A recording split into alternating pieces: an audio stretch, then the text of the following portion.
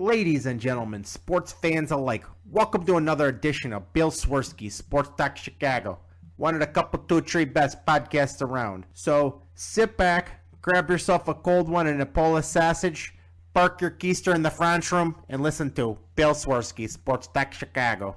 In Chicago, you know that all sports rock. The Bears, Hawks, Bulls, Cubs, and Sox. Pick your favorite, you can choose, as long as the Packers lose. For everything you need to know, it's Bill Swirsky's Sports Talk Chicago.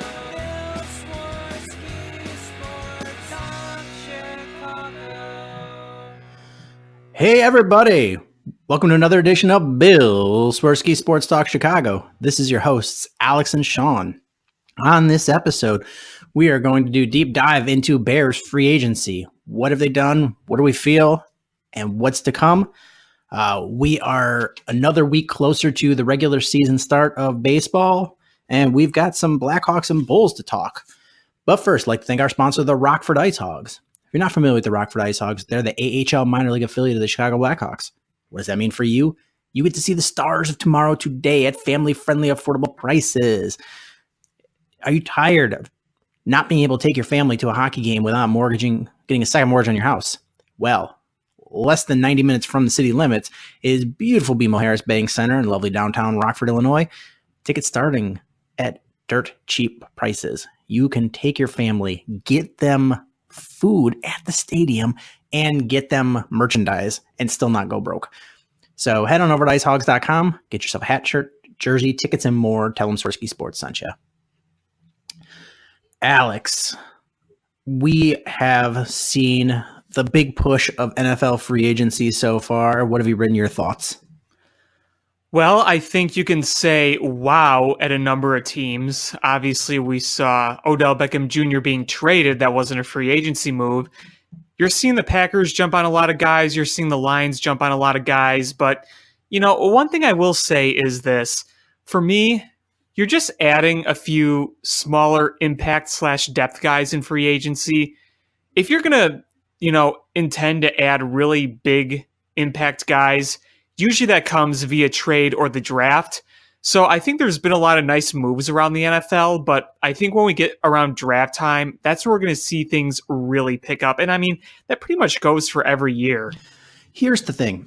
No, I know a lot of people have been complaining about the Bears. They're like, oh, we haven't gone after any superstars, blah, blah, blah, not making the big splash.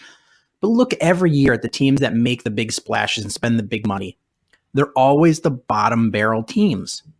Your Cleveland Browns, your Jets, your Bears prior to this year, the Lions, the Dolphins. They're always teams that don't go to the Super Bowl. It's the formula is get a great quarterback, draft well, and then pick up key free agents. And you'll see the teams that are perennially good. They will just dip their toe into free agency and pick up spots here and there, and they reward their own drafted players with contracts, or they just draft replacements. And that's how they stay good all the time and stay under the cap. And that's what you're hopefully going to see with the Bears is year after year. The big contracts are going to be to guys that you drafted, re-signing them. We saw that with Eddie Goldman. We saw that with whoever else, the left tackle. We're going to see guys they drafted signed to contract extensions and just get some backups here and there. And we're not going to see a lot of big splash free agency anymore because this team is good and there's not a lot of holes there. Well, you also can't expect to go after big stars when you have a pretty tight cap to spend this year. I mean, they were linked in the Le'Veon Bell stuff, and I mean, I never saw them being legit contenders for that. But, when you're good, you're going to see your name being thrown around almost everywhere. That's kind of what it's like when you're good. And the moves they've made are pretty much what kind of I expected. Maybe not all the names, but like the type of guys. Nobody huge, but guys who have, a decent to good resume that can do certain things on a team. They're not going to be the missing pieces to a Super Bowl, but they're going to contribute in a positive way, and they're going to be there on the team.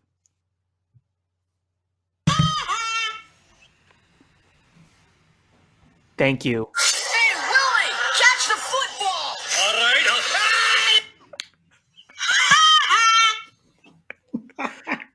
Thank you. I asked you to do this. Thank you. So that kind of sums up the Bears' big free agency move. They-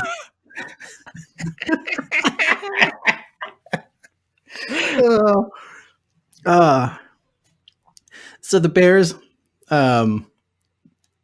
Adrian Amos left for free agency, and we'll talk more about that. And they needed a replacement. I felt pretty confident that the Bears would look at Deion Bush as a viable replacement for Adrian Amos. And I still feel they think that way. But, when a free agent exists that is better than what you have, and he's willing to come for a low price, of course you add a guy like that.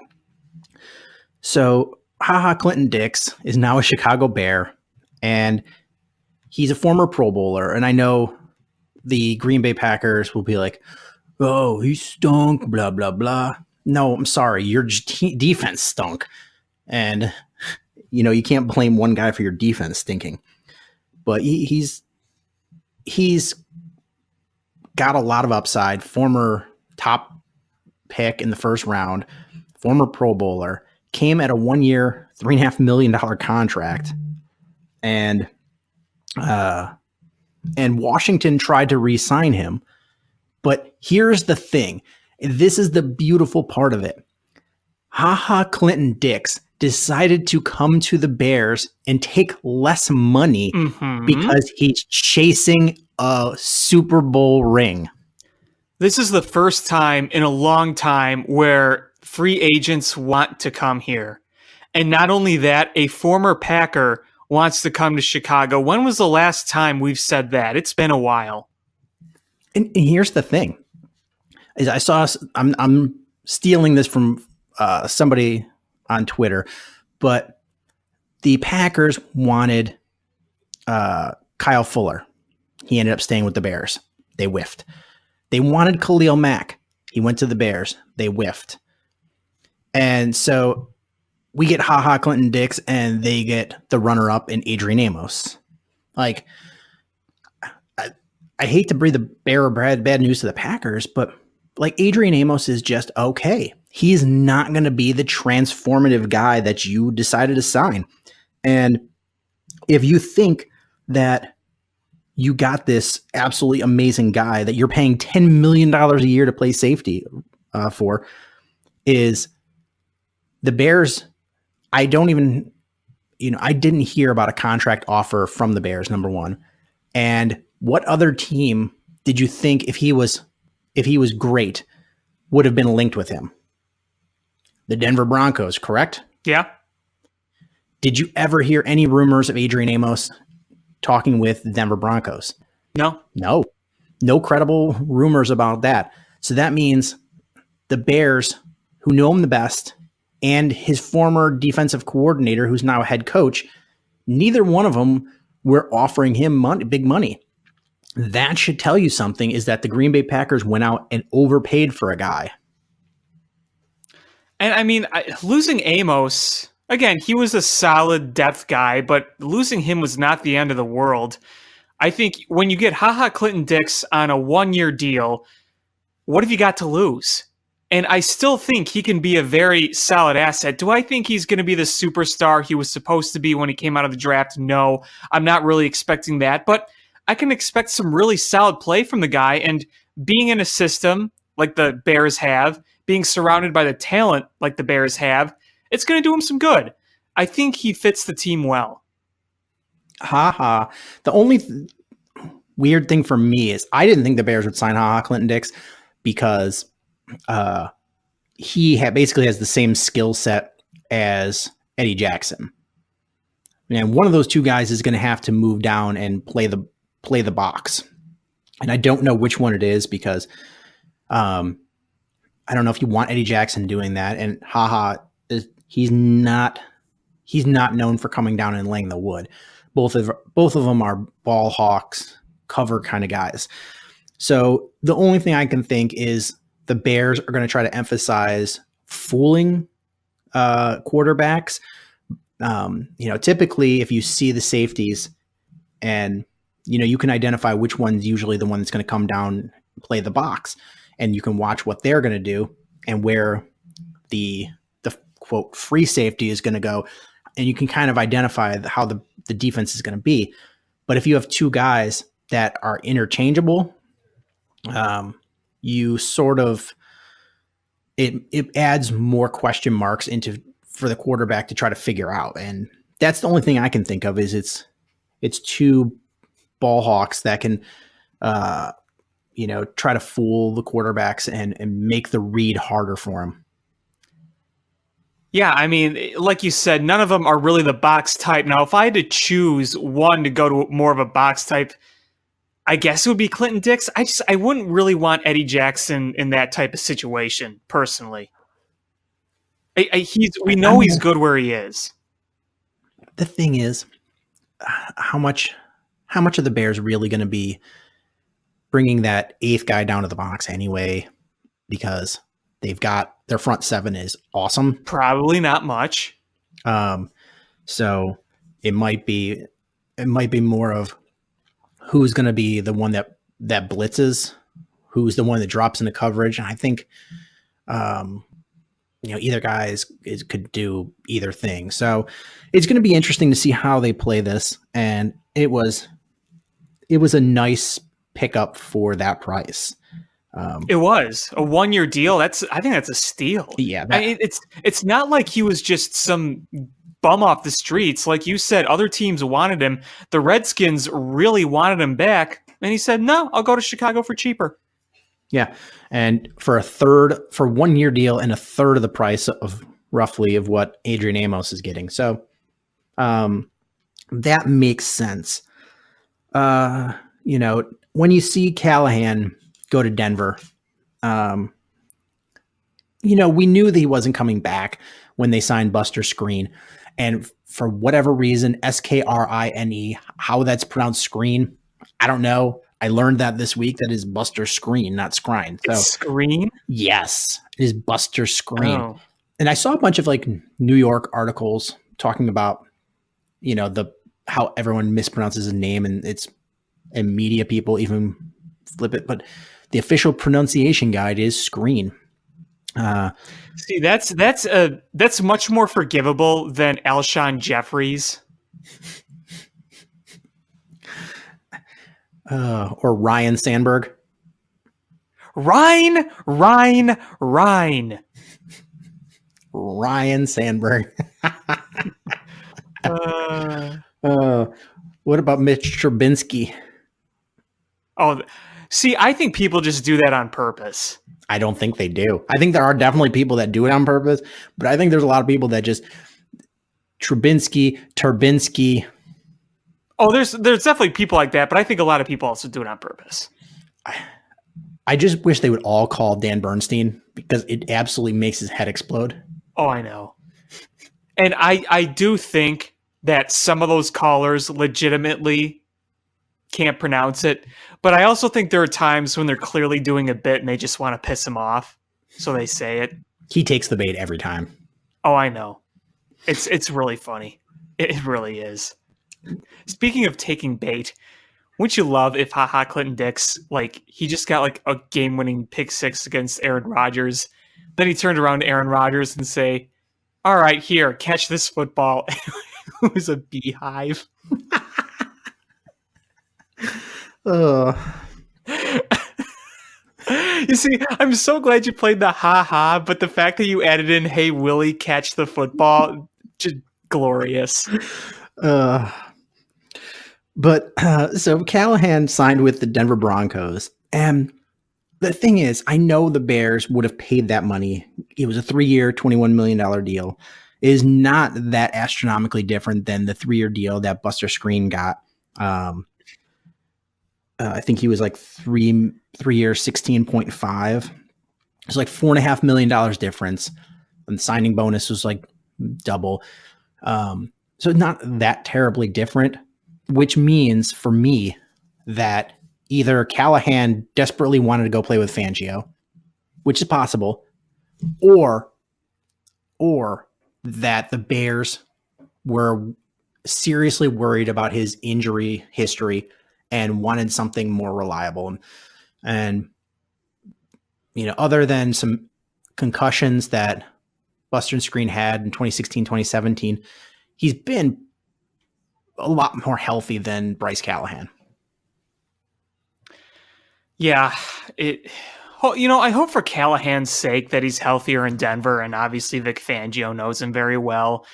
When he went to Denver, I really wasn't that surprised. I thought, okay, it's a fit for him for a number of reasons, but yeah, health was really only the biggest concern with him as a player.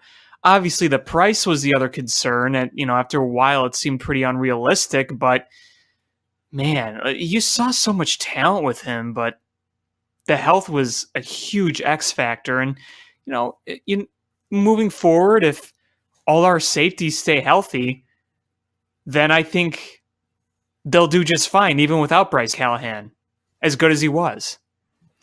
Yeah, absolutely. I just this defense stays healthy. I know Callahan is good, but Sherrick McManus filled in pretty well, and Buster Skrine is definitely a step up from Sherrick McManus. And I like Sherrick McManus. I do too. I just, but here's the thing is a lot of national media, especially around New York, is just basically saying, man, the Bears took a big step down from Callahan to Skrine. But the question is, what are we comparing apples to apples? Are we comparing Bryce Callahan playing nickel for the number one defense in the NFL versus Buster Skrine playing nickel for one of the worst defenses in the league in the Jets? That's not really an apples to apples. If we kind of want to see what Buster Skrine can do with a really good defense. And if you remember a couple of years ago when there was the big cornerback, free agency signing, he was the last one to actually, he's the only one to make all the years of those contracts. Most of the other guys that got those big money either got cut, traded, etc., retired. So he's the last one. He made it through his contract. The Jets paid him all the way through. And, now he's coming to the Bears for a reasonable price. And again, it's not like we're losing Eddie Jackson for Buster Skrine. It's not like we're losing any other big defender. As talented as Callahan was, and as, you saw so many flashes of him being really good when he was healthy, but it's not like it suddenly kills this defense at all. No, it doesn't. It does not. And I have a big suspicion that they're going to address either safety or corner in this draft. I just feel like that's what's, they're going to do, because I agree with the draft positions they have, finding an edge rusher, probably not that good. The range where they're in is the inside of offensive line, guard, centers, defensive backs, and running backs, tight ends. That's the kind of the range they're in. Yeah, exactly. What else? So some smaller moves, but kind of fit in with the theme that the Bears are just trying to find depth and fill in some, gaps there. Is they brought back Roy Robertson Harris. They brought back Isaiah Irving. They brought back Rashad Coward. They brought back Nick Williams. So they filled those spots. And we talked about how there was some lack of depth in the interior of the offensive line at guard center. And they brought in a familiar name that we had a couple years ago, Ted Larson. Mm-hmm. And they brought him back, and which is a real under the radar signing. I didn't hear anybody talking about it. And I actually was looking at the transaction wires and saw it. And I was like, what? Is this an error? Because I didn't hear anybody talking about it. And I had to go back and look and verify it. Yeah, I saw that pop up on my phone. I wasn't really online when it happened, but I kind of had to do a double take myself. So, I mean, he played well while he was here. Mm-hmm. He can play either guard position or center. So, got a mean streak in him. So it's nice to see that depth because he's not going to start. You've already got your starting guards. He's the backup, and it's having a veteran depth. DeAndre Houston Carson was not non-tendered, so he's going to be gone. Patrick Scales, the long snapper, gone, and they brought in a veteran long snapper. They brought in Aaron Brewer, who spent the last 4 years with Denver. So that's some of the smaller moves. But then the two bigger moves, I guess. Marvin Hall, they signed a 1-year deal. And I had a couple people text me and ask, is he going to be the punt returner? What's the deal? Because he's fast.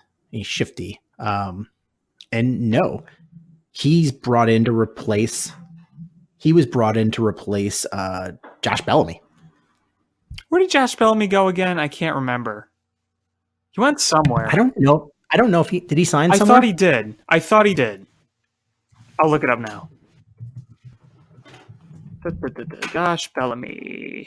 The Jets. He went to the Jets. Yeah, there we go. But Marvin Hall is going to replace Josh Bellamy. He's a better wide receiver than Bellamy, and he's faster. He's going to be their, replacement for him. So don't look for him to be an offensive weapon per se. He's going to fill that Josh Bellamy role where he's going to come in certain packages for wide receiver. He's going to be there if somebody gets injured, but he's not like a primary weapon. Yeah, you said it best. I don't have much else to add about him. It's a good way of putting it because I didn't really think of him as replacing Josh Bellamy until I remembered, oh yeah, Josh Bellamy's gone. But the big one is Cordero Patterson. Love this move. And that I absolutely love this because the Bears kick return, and I get, they don't kick. A lot of teams don't kick it anymore for returns.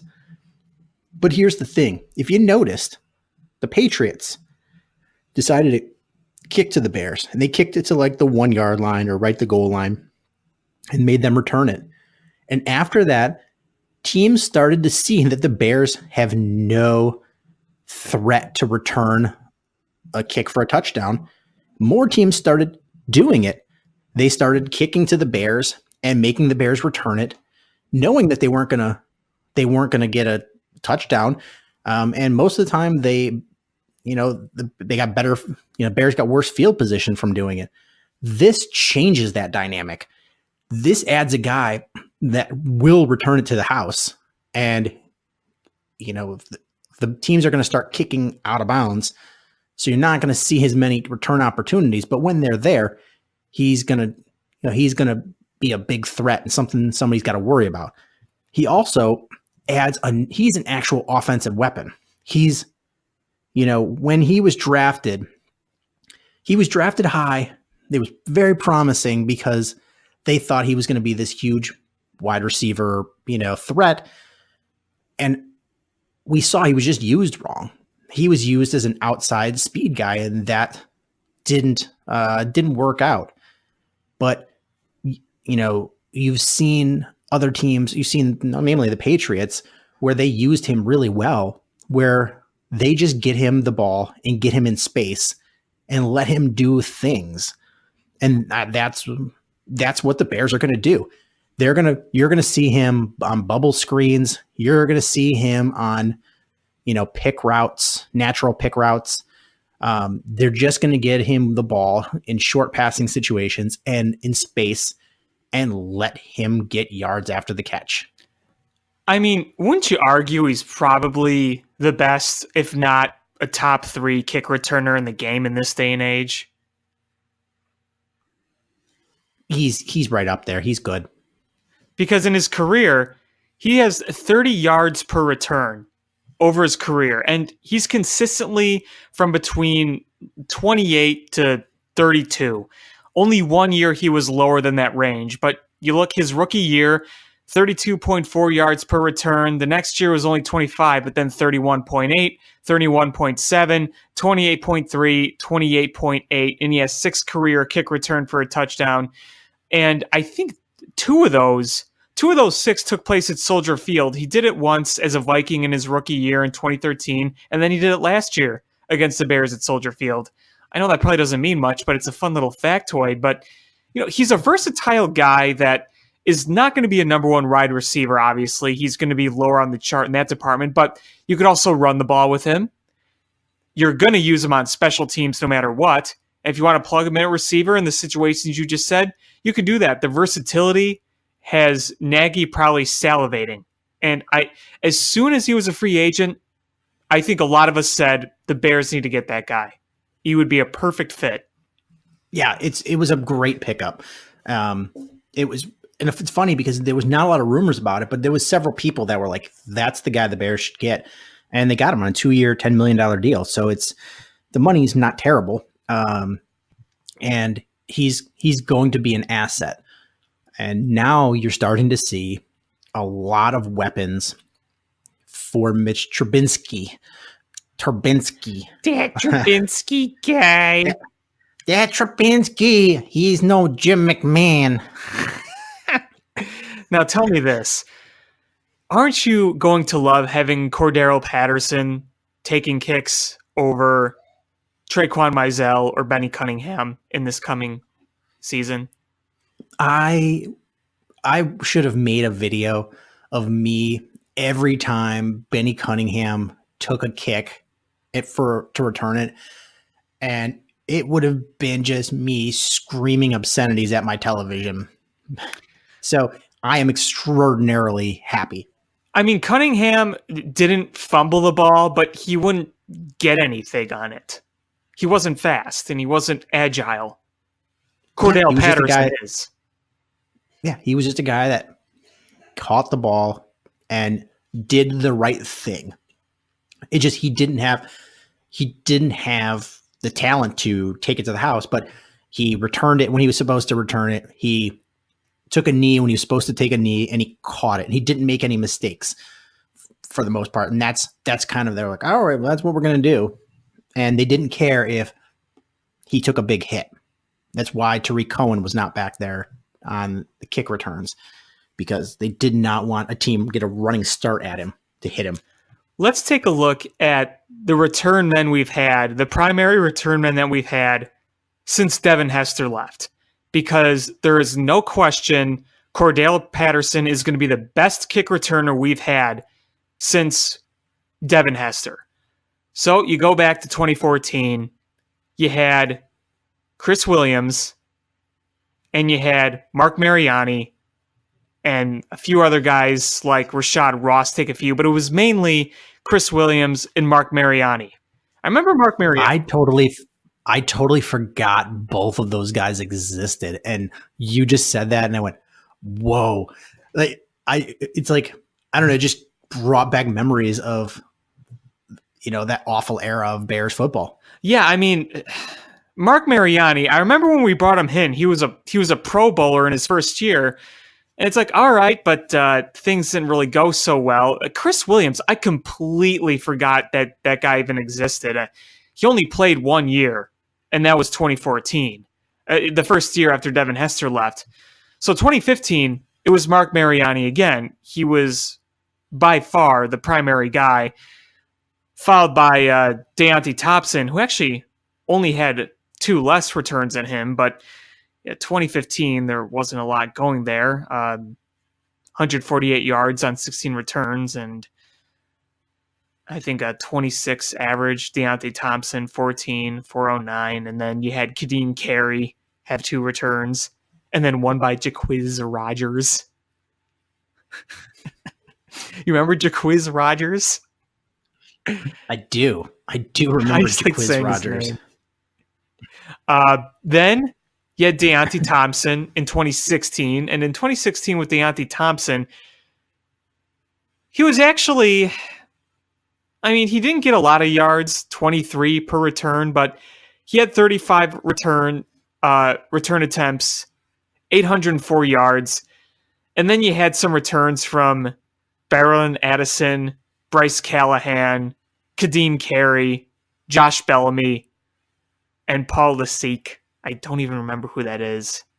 Paul Lasik. Do you remember who that? I do not remember that guy. He only had 1 return. But... I think he was a practice squad guy, if I remember. So I don't remember correctly. any of them. And then the main punt returner that year was Eddie Royal. I know we all remember him.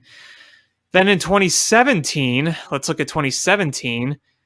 Our return guys were the leader was Cohen, no surprise, followed by Deontay Thompson, who I'm pretty sure was traded during that season, if I remember correctly, and then Benny Cunningham.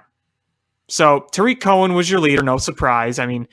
Obviously Tariq Cohen was the most talented player since Devin Hester, but as much as I love Tariq Cohen, and he's returned a few, but man, I would much rather have a Cordero Patterson than a Tariq Cohen in that situation. Yes, you would. So that was week 1 of free agency. The Bears still have quite a bit of cap space left to go after restructuring Khalil Mack's deal. They took $13 million of his salary and converted it to signing bonus so they can prorate it and got $11 million of cap space. So they still have, I think I just saw over the cap, $20 million left. But don't look for them to spend that all. Yeah, they're not going to spend the cap just to spend it. They're probably going to look at a few more guys. I don't really know who's left on the board right now that would be any of significance to the Bears.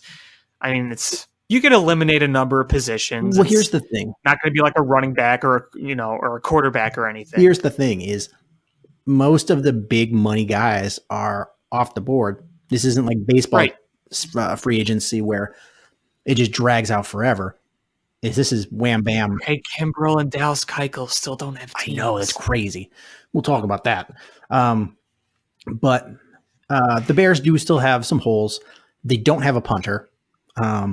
So I would imagine that they're probably going to sign one sooner or later.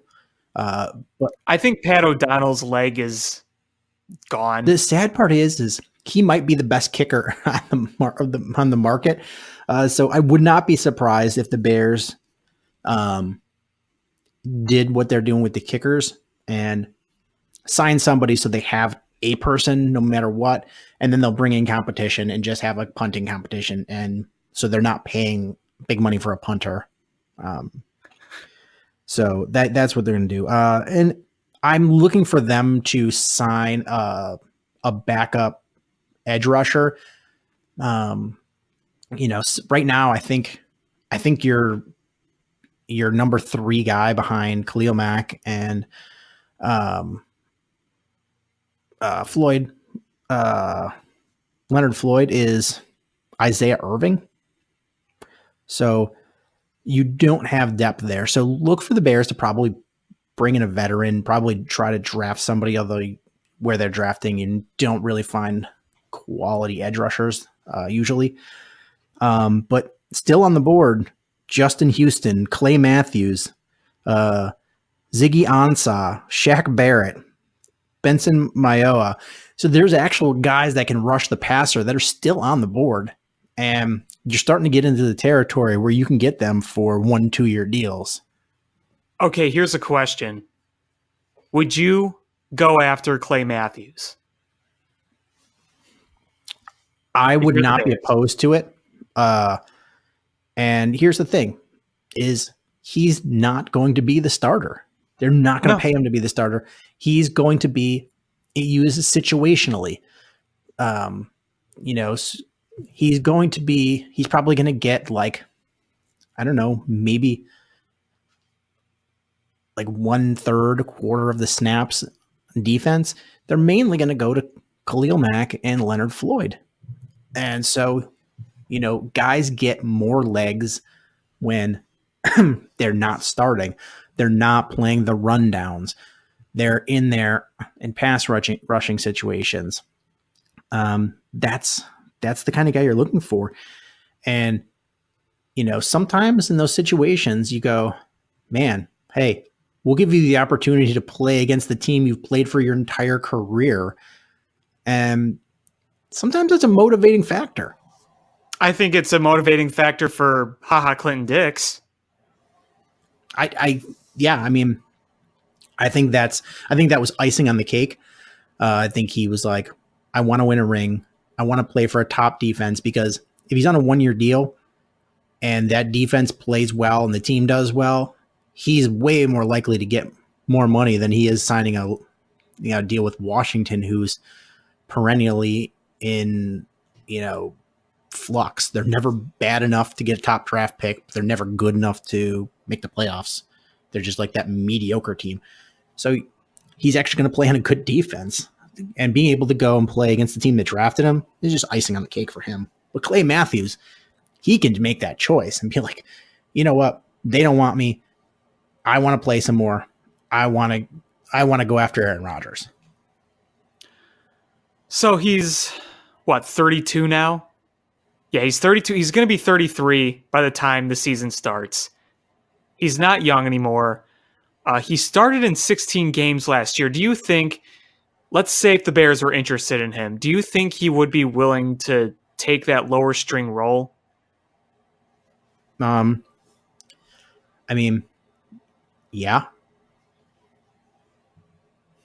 You think so? I think so. You don't think he would be absolutely looking for a starter position? Or is your thinking that he kind of realizes he's not what he once was anymore, and to be healthier and keep playing, then maybe being lower on the depth chart is okay? I think that's the reality, though. I think so too. I just, some players, while they may be past their prime or still wanting to have a starting position or whatever, I don't know with him. Yeah, here's the thing is, he may want to be a starter, but here's the situation is the money's going to be around the same. It's not like people are beating down his door. So it's either you get the same amount of money and you start for a terrible team and your market isn't there for going forward, or you take the same amount of money and you play for a team that's going to get to the quarterback, and you're going situationally, so you're not getting beat up all the time, and you're rushing opposite Khalil Mack with Akeem Hicks in the middle. Come on, that's the smart play if the opportunity is there. There's a rumor that the Rams are interested. that would be another good landing spot. Yeah, that would make sense. Yeah. Anytime it's a good defense that has other guys, the smart play is, from a pride perspective, sure, he wants to start. From his agent's probably going to sit him down and be like, hey, if you want to play and just play for the love of playing, then, you could go start somewhere, but you're going to lose a lot of games. Is that what you want to do? You're going to give up a lot of your defense, probably going to be terrible. On a terrible team, losing games. Is that what you want to do? Or you can get just more snaps, or you go and be a situational guy. You're still going to play. It's not like, wide receiver or quarterback where you're just going to ride the bench. Is defensive linemen rotate through. Yes. So you're going to get regular playing time on a good defense, on a team with a chance to win a Super Bowl, going against, a team that just decided not to give you another contract. And the thing is, if you sign that 1 year deal and you play on a winning team, that gives you the opportunity to look better than maybe you would otherwise. I mean, Ndamukong Suh, he had the opportunity to play well. He played well in the playoffs. But I mean, you just put yourself in a situation where you could look better than you would on a bad team. All right, one more question. Do you think the Bears have any interest in Clay Matthews? That's the question. They definitely need another edge rusher, and you don't have a first or second round pick. That sort of limits where you are. I think Justin Houston probably off the board because I think he will get legitimate I do money. too. So do they want somebody that is his age? It has not been the move that Ryan Pace has made. Is Ziggy Ansah or Shaq Barrett probably closer to the age range he's looking for?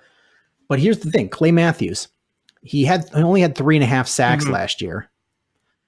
But if you look at his Pro Football Focus grade, which, for whatever it's worth, he graded out as an above average edge rusher. And in 2017, he had 7.5 sacks and graded out as one of the better pass rushers in the league.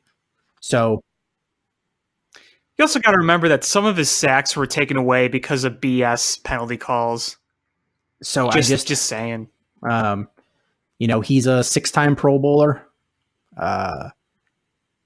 So is it worth it to bring him in to be the depth guy? I don't know. I would be into it. I would be able to put aside my feelings of hatred towards him.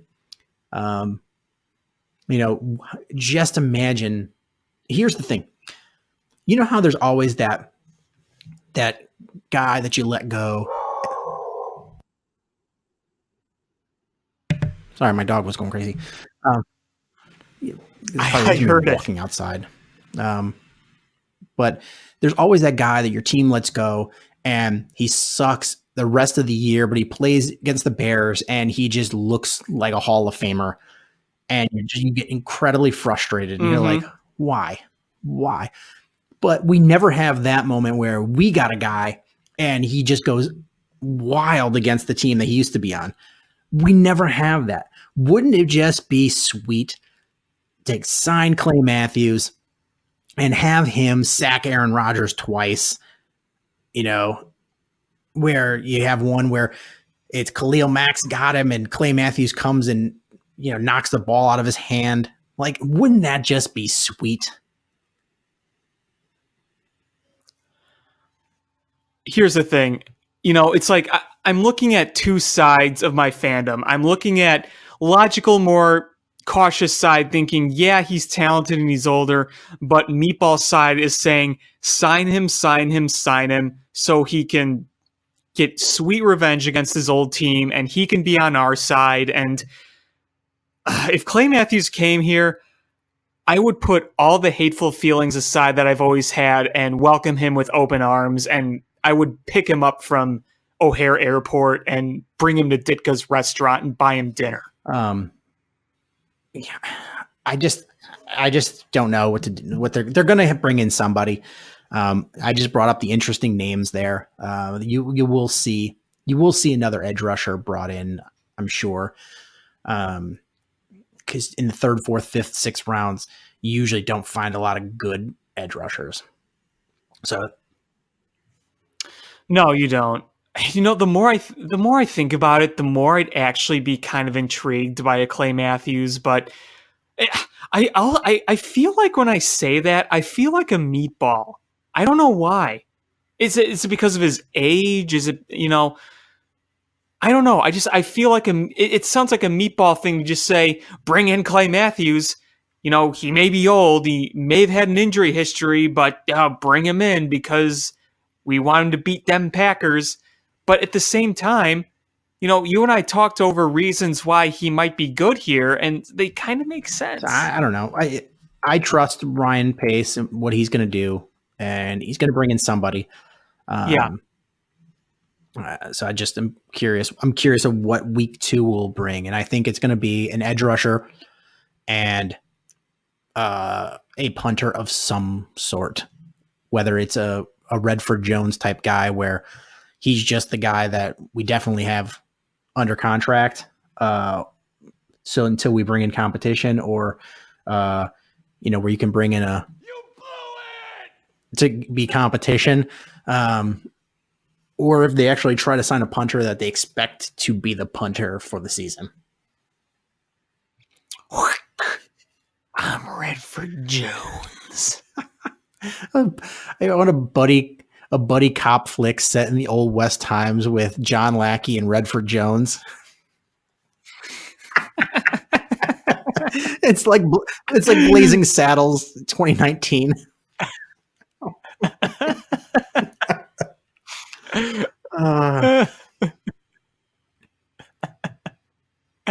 They get Mongo McMichael. They get Mongo McMichael to be Mongo. Candy grab for Mongo. Oh, he would be perfect for that role. We've got something here. We need to bring this to a studio. We've got ideas here. I'm pretty sure they would laugh and throw us out, but you know what? I would be solely down for that. There's got to be somebody with money that would willing to be just like throw it at us and be like, make this movie. Most of our budget will be spent on iron boots and coconuts. Just a supply of them. The day before shooting, you and I are just in a backlot, just cutting coconuts in half. Googling how to cut a coconut in half. As we're trying and just butchering it. We got mallets trying to hammer it. Hacksaw. Where's the interns to do this? We couldn't afford them. We're trying to make a movie with Redford Jones on a $15 budget. The last $2 we need to spend on cheap chaw. Or somebody to clean the chaw. Ew. We have like the chaw mopper. We have like the official chaw mop. It's the most disgusting thing I can think of is the chaw mop. Sits outside overnight.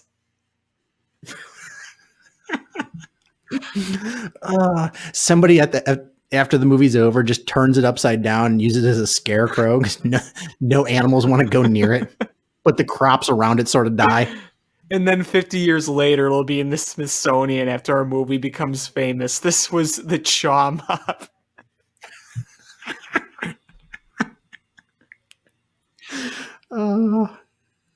This is the key to the greatest sports movie ever made. Move over, Slapshot. The chaw mop. Could that be the name of the movie? The Chaw Moppers. What does this have to do with football? Why does it have to? Oh my God, Chaw Moppers, : that really chaps my ass. All right. Do you want to talk little Bulls, little Blackhawks, or you want to talk baseball? We'll save baseball for last, I guess. All right. I have one basketball topic because the Bulls are trash. We've got, but head coach Boylan totally had an awesome move the other day. He got ejected, got a technical, and was fighting with Doc Rivers. That's a power move right there. And I can back that. I have not been a fan of Boylan. And after that move, I went, all right, maybe this is his power move. And, and that's sort of what the Bulls need is a guy that's not John Paxson that's going to take this team by the reins. I mean, I'll give him this. At least he shows he cares. Even if it's not the best approach, at least he cares. I mean, we know two of the people that were in the mutiny were Zach LaVine and what's his nuts that lasted 6 months here before we traded him, Jabari Parker. And Parker's gone. So that rabble-rouser's gone. And Zach LaVine, after that move, went to the Bulls front office and asked if he could pay Boylan's $7,000 fine. And that's, if that's what rallies the troops, then maybe that is the move. You've got your guys going, hey, we buy into you now. We are going to follow you into battle. Maybe that's the thing that the Bulls need to start the trajectory going forward and going up instead of, backwards. Yeah. I don't know. I mean, maybe it's not. I mean, Boylan does have a decent resume. I mean, he's coached under Rudy Tomjanovich, under Pop. Like he's been there. Maybe now it's just he's going to go, hey, we've got young players that are buying in. I don't know. Maybe it's all, hogwash. But for me, maybe I'm just clinging to some hope for the future. Yeah, I don't know if I'm going to go that far yet, but I will at least acknowledge that was something that we liked to see. And maybe it's a little overblown because everything else we've seen is pretty much doo-doo. I mean, Otto Porter Jr. has looked like a solid player. Lauri Markkanen's struggling lately, but, I think it's just kind of a slump. But, that stuck out. I don't know.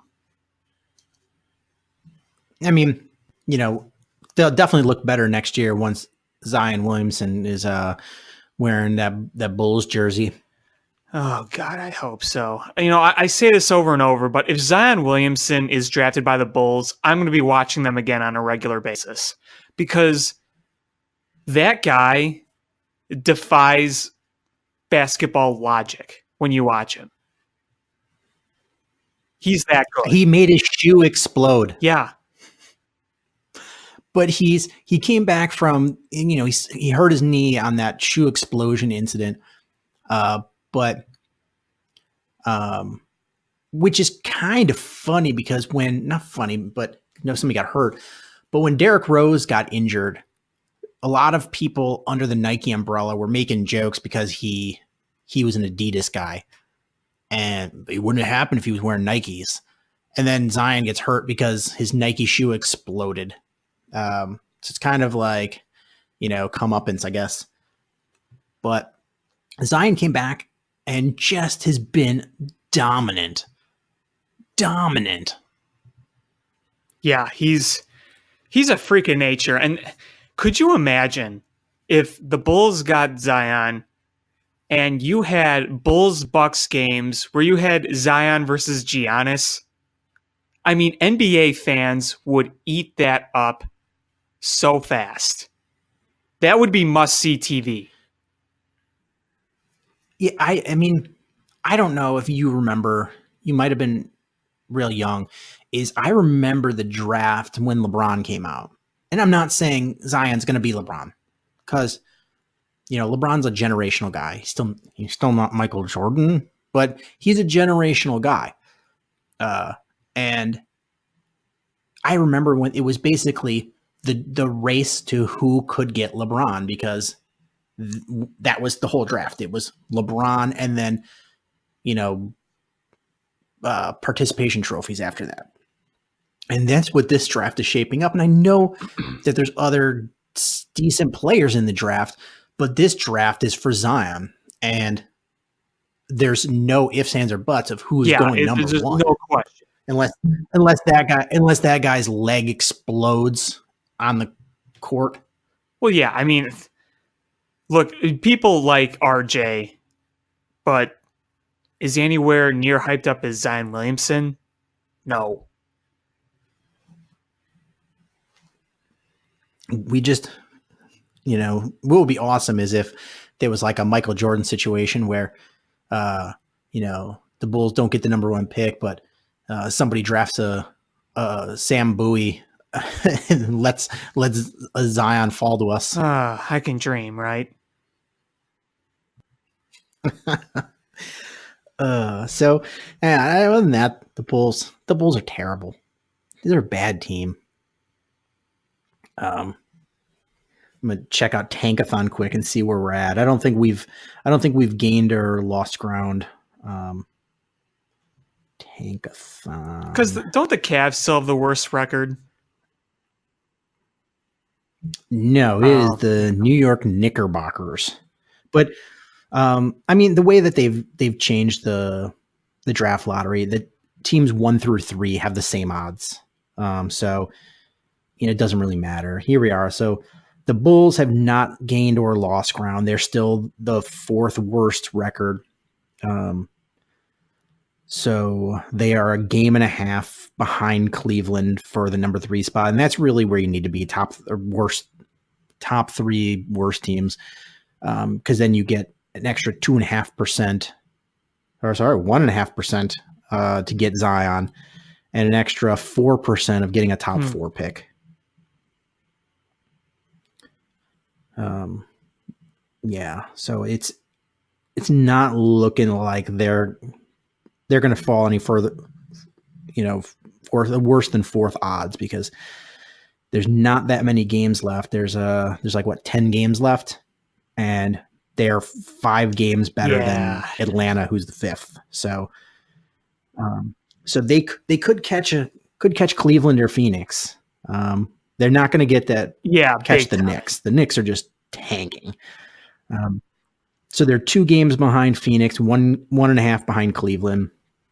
And that's really the race to get to, is if you can get the top 3. And for some reason, Tankathon hates us because I keep doing it, and the Bulls are not going any higher than the 5th pick. Well, that sounds about right. So yeah, I mean, that's all we have about the Bulls.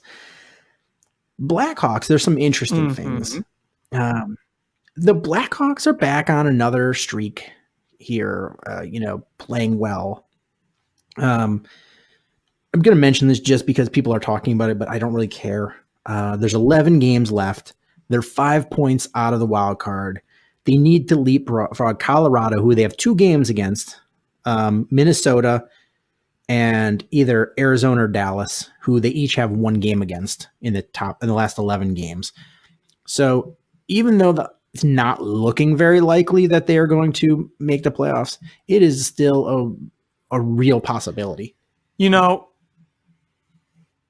They keep dragging me back to somewhat thinking of a possibility of a playoff berth. And I've been a guy saying we should pump the brakes on the playoffs. They're showing us a lot of good things, but they're just not a playoff team. They'll lose a few, and it's like, all right, this is officially it. And then they go on another win streak, and it's like there's this hand that grabs you and starts pulling you towards back to playoff hopes. And look, if this team did squeak into the playoffs, which I still think is unlikely, oh man, that defense is going to get shredded by whoever they play. I mean, the thing is, if they're to win a series in the playoffs and make it to the playoffs, it is going to be on the back of scoring a lot of goals. Oh, yeah. I mean, they're capable of scoring a lot of goals. I mean, look at the way that offense has been going, and look at the way the lower lines have been playing. Yeah. Because at this point, the draft lottery, the way they sit right now is they've only got a 3% chance of getting the number 1 overall pick and a 9.8% chance of getting a top 3. So not very likely. The Hughes is kind of a dream dead. Yeah. So it's, that's before it was like when they were bunched in there and there was a lot of teams in front of them, even though they weren't that many points out. It was like, keep tanking because you want to get that draft pick. But at this point, they can't tank enough to make the draft pick worthwhile. No.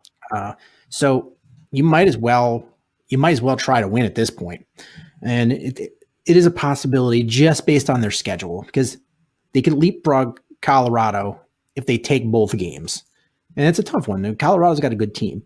But if you take both teams or both games, you leapfrog them, and it just puts you that much closer. You got a game against Arizona, a game against Dallas. It is definitely possible. If you weren't playing the teams that were ahead of you, that becomes real hard because you're at the mercy of that team losing. If you play them, then the ball's in your court because you're like, well, all I have to do is win. All I have to do is win. You don't have to worry about what other teams are doing when you play them. That's the one good thing. But it's just a couple weeks left and we'll see where they go from there. Yeah, I'm not really thinking that they're going to make the playoffs, but you got to love the way that they're putting forth the effort. I mean, you remember at this time last year, it looked like they'd pretty much given up, but they're playing hard every night, and I truly believe that Jeremy Colleton has this team moving forward, whether or not they make the playoffs this season. You look at Kane is still playing hard, Taze is still playing hard, Saad is still playing very good. Yes, can I read you some stats? These are all numbers from January 20th on. So since January 20th, the Blackhawks have the best points percentage in the Western Conference. Better than St. Louis? So they have gotten almost 73% of the points possible since January 20th. In the 49 games prior to January 20th, they had a 41% points percentage and they were last in the NHL. That October, November before Q got fired. Oh boy, that was killing. Since January 20th, in 5-on-5, they're a plus 14. Since January 20th, they are number one in the NHL in goals per game. And they're averaging 4.27 goals per game. Prior to January 20th, they were 14th in the NHL and averaging under 3 goals a game. So they're averaging like 1.3 goals a game more. They have the best shooting percentage in the NHL 5-on-5 since January 20th. Before that, they were 23rd. They are 5th in hockey in the power play. They have the 5th highest goalie save percentage and the 10th highest save percentage in high danger situations. And this is mostly without Corey Crawford. They have 4 players that are more than a point per game player. Kane, DeBrincat, Taves, and Strome. They have 4 players. Since January 20th, Duncan Keith is a plus 19, number 1 in NHL skaters. So this team, if we started the season on January 20th, we would be looking at a legit, people would be like, well, this team could win a Stanley Cup. But we started in such an awful hole. And it's mostly because we fixed the power play and we are putting the team in scoring position. The defense and the penalty kill are just bad. And that's going to have to be another day to fix. I mean, that game in Toronto, when you give up 30 shots in one period, 30. I don't even know how that's possible. Yeah, it's crazy. It's just crazy to watch, like the dichotomy here of such a good offense and such a bad defense. They're polar opposites. Yeah, and it's absolutely crazy. But the thing is, Jeremy Colleton has said, this is what I'm going to fix. And he's gone about fixing it. And he's done a good job. Now it's too late in the season. You don't have the pieces to fix. this defense at this point. It's just, you don't have the personnel and you don't have the time. It is what it is. But you give him a whole training camp, a whole off season, based on what he's done with this offense and the power play. I trust Jeremy Colleton is going to improve this defense. Is he going to make it, the Blackhawks during their cup run? No, but to make it respectable, and so you can win games, not have to score 9 goals to win a game. Yeah, I think he will, especially when you've got a little wiggle room in your budget and you've got some younger defensemen that hopefully can come up. Yeah, exactly. And, I'm going to go back to the point I made earlier about the lower lines. Look at Perlini. All of a sudden, this guy just turned on a switch. That Perlini Stromey Schmaltz trade is looking like steal of the year. Yeah, and the thing is Schmaltz was playing well before he got injured, so it was like a kind of a win-win, and then suddenly, now you're just like, yeah, the Blackhawks totally crushed that one. Absolutely. And you got him looking good, and poor Dylan Sekura, he's been playing well. He's just not getting the bounces to get the puck in the net. And then the other guy I really want to talk about again, look at Brandon Saad. He looks like the Brandon Saad of old. He looks like the Brandon Saad we traded for. I think I know. I feel bad because he is kind of like the Cody Parkey of hockey, where he just keeps hitting posts. Oh, he could easily have almost 30 goals by now. It is just post. He almost had one the other night. He hit the post. It's at the point where it's beyond ridiculous and it's just kind of funny. I wish that was so frustrating. I wish that was a stat that they kept. I thought they kept it somewhere. Maybe I'm wrong, but they should. They really should, because, it's like ping shots. If you made the goal, 1 inch wider on any side, it suddenly, this guy would have awesome stats. And, I know Panarin has a lot more assists than Saad, but I think Panarin only has like 3-4 more goals more than Saad does. And you're seeing Saad play like the two-way player you want to see. You see him making defensive plays. You see him making great moves offensively. I mean, you remember that goal, that game-winning goal that Patrick Kane scored in Anaheim? That amazing play by Brandon Saad to make that happen? I mean, it's little stuff like that he is doing so well. Yeah, so, it's made hockey fun to watch. I mean, there's still a lot of infuriating things, and just like you, I don't have a lot of hopes of making the playoffs, and if they do, I don't really have any hopes of going past the first round, but it has actually made hockey fun to watch. And I think, it definitely has, and I think the biggest takeaway is that I think there is a legitimate future here, and it's not too distant. I think we're identifying problems now, and it'll be easier to fix. Yeah, it's when you've got a little wiggle room in your salary, and you've got a coach who is doing good things, and you're scoring at the rate that you're scoring.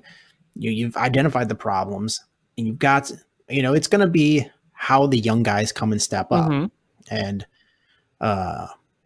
And man, if you could get rid of an albatross contract, that would be sweet. We need a Dale Talon to swoop in and take Brent Seabrook.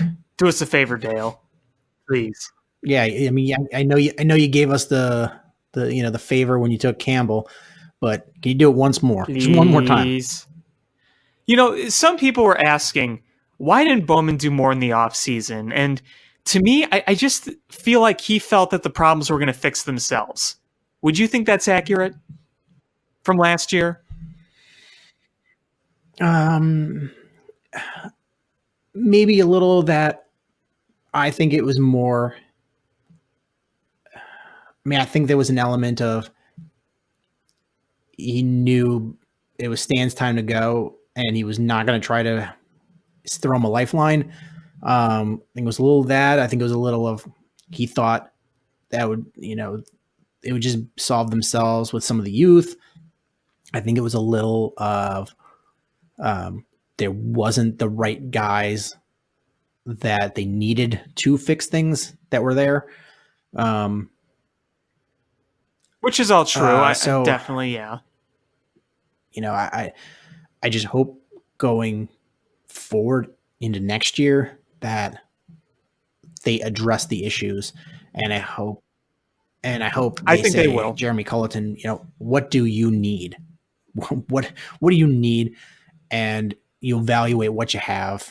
And you go from there. It's a tightrope because you don't have a ton of cap space, but you've got some there. And, I know the fans want to bring back the bread man, but what are you going to try to score 10 goals a game? Is that how you win it? And look, you also got to start thinking about an extension for Alex DeBrincat. And look, I'm going to tell you right now, if I had to choose between Panarin or DeBrincat, I'm taking DeBrincat. Absolutely. No question. I mean, I loved Panarin, and if you could find a way for him to come back, I would not be sad, but not at the expense of DeBrincat. I think they're going to look to try to lock up, have cap room for when other guys are coming up for, contracts. DeBrincat, Strome. I think that's where you try to spend the money, save the money when on defense, because you're going to have young guys that aren't on big contracts. Try to ride out those albatross contracts in Keith and Seabrook. I mean, those Keith and Seabrook contracts are really the only things you look at on the current payroll for the Blackhawks, and you just go, ugh. Because everything else, they have some room going into this offseason. Kane and Taze are living up to their contracts this year. I don't think there's much question about that. And you have a bunch of other guys that are on decent or smaller contracts, and you're going to have guys who are on expiring contracts, and you have some rookie contracts in there. Really the biggest problems are the ones with Keith and Seabrook. And, maybe if they do a lot of adjustments to their defense and you play Keith and Seabrook less minutes per night, then they may be a bit fresher and they may be a bit more effective again. I just think Keith physically can't play all these minutes like he once did. He has way too many miles on him. And the thing is, Duncan Keith, so after this year, he's got 1, 2, 3, 4 more years left. And Brent Seabrook, 5 more years left. Yeah, they're really big deals, and Keith and Seabrook are already older. Yeah, at least that Crawford contract, which is a lot of money, he's been worth it. Not going to argue that, but you only got 1 more year on that at $6 million. Adds a little cushion for you. Speaking of Corey Crawford, I just wanted to give a shout out to him for having the best game of his NHL career in Montreal the other night. He already owns his childhood team, but wow. Yeah, he looked great. That one save he made where he got it, the rebound, and then gloved it, that was unreal. And what, it was a 48 save shutout? Was it 46 or 48 saves? Almost 50. It was something like that. Yeah, it was a lot of saves. And they weren't just like shots into the breadbasket. They were tough saves. Yeah, he needed that to after the being out for so long with injuries and having some rust on his play. This was something he needed to bring him back. Absolutely. Lately he's looked like Corey Crawford again, and that's great to see. It's great to see. You hope he stays healthy. That would be huge. And I know I've said earlier that I wanted Colin Delia playing the bulk of the rest of the way, but You know what? Corey Crawford playing like he is in his prime again. Let's watch it and let's enjoy it. Colin Delia will arguably get a lot of playing time next year. I mean, I don't see any other way around it. If Crawford's healthy next year and you have Colin Delia backing him up, you're going to see Colin Delia probably play more. I feel like he'd play more than most backup goaltenders. With Corey Crawford's injury history and trying to develop him, I still think Corey Crawford would be the starter, but I think you would see Colin Delia play a bit more next year because I don't think they're bringing Cam Ward back, and it's not like you're going to carry 3 goaltenders anyway. So unless something happens to Crawford, I would imagine Crawford and Delia would be the 2 guys. The Forsling's not going to be part of the picture, I don't think. I don't think he's played even a single NHL minute this year. I don't know. I don't think he has. I have to look. So 11 games left. Then it's gonna be fun watching because I think they're really gonna try to make this run, and it'd be fun to watch that tracker go and see if they can make it. For sure. And again, I don't think they will, but it'll be fun to watch. This team going all the way to try to get that. Yeah, it's definitely worth watching. There's no question about it. Yeah, they're not going to dog No. it. So let's switch gears to wrap this up with a little baseball. I want to talk White Sox first. Okay.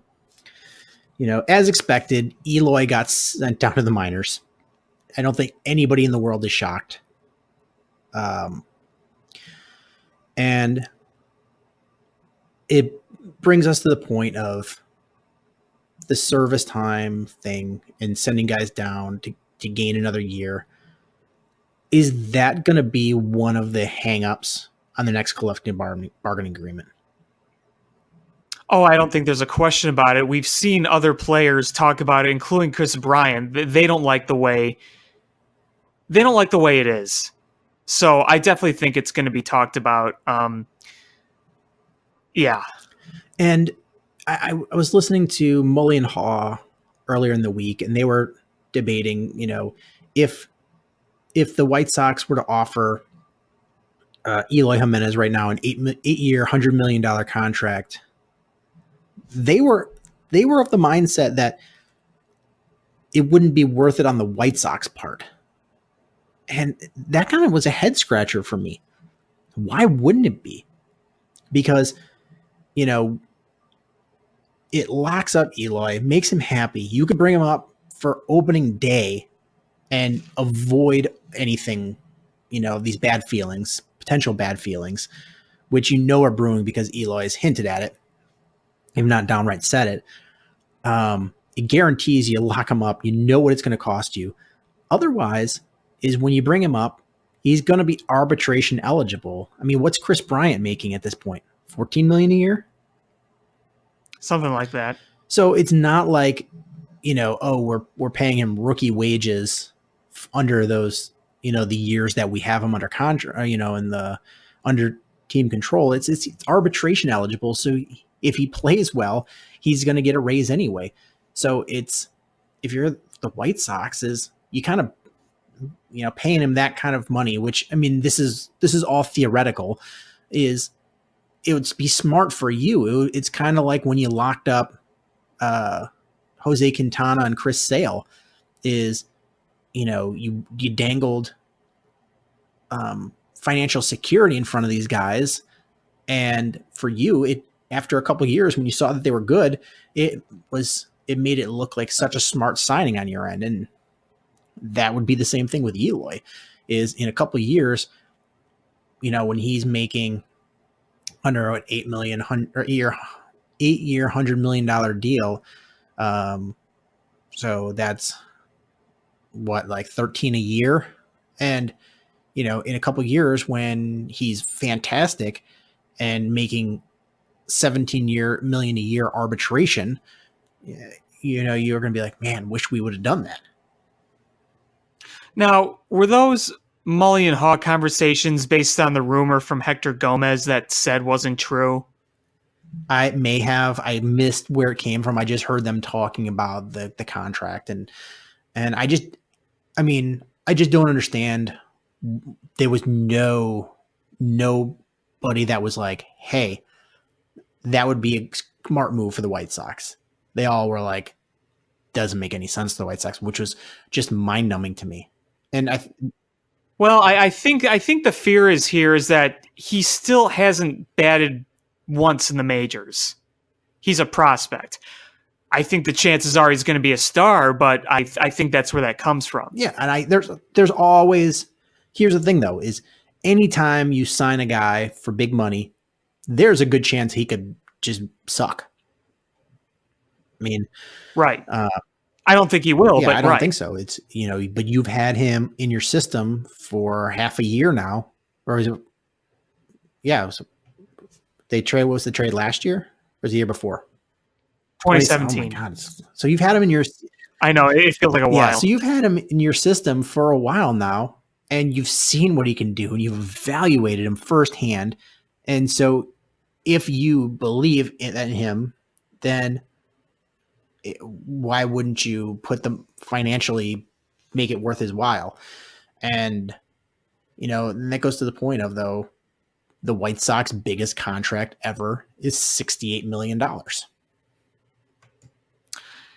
Yeah, I mean, I don't think that's going to change until the season starts. He's going to be up mid-April, and that's what it's going to be, unless they do come out and give him that extension. But I don't see them doing it right now.